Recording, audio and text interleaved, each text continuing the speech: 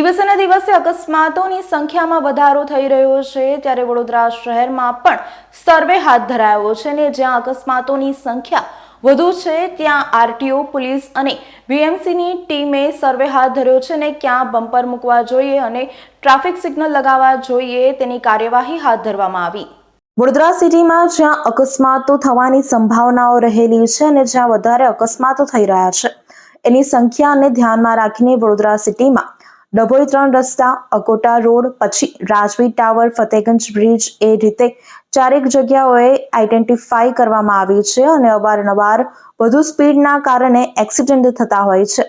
તે ડિવાઈડરની સાથે રાખી તેમજ પંપ કેટલા છે તે બાબતોને ધ્યાનમાં રાખી આરટીઓ સાથે રાખી તેમજ પૂર્વ પશ્ચિમ એસીપી, ડીસીપી તેમજ વીએમસીના એન્જિનિયરોને સાથે મળીને ટીમ સર્વે માટે નીકળી હતી।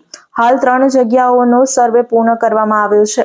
આગામી ફતેગંજમાં સર્વે હાથ ધરવામાં આવશે તેમ પોલીસ અધિકારીએ જણાવ્યું હતું।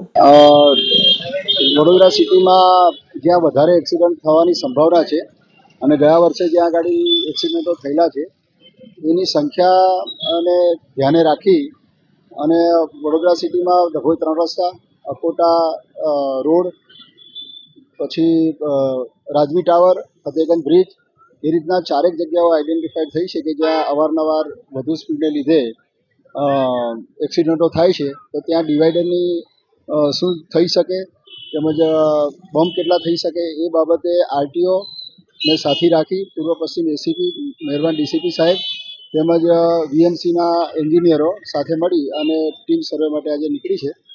અત્યારે 3 જગ્યાએ સર્વે થયો છે, હવે પછીનો સર્વે ફતેગંજ બ્રિજ પાસે થશે।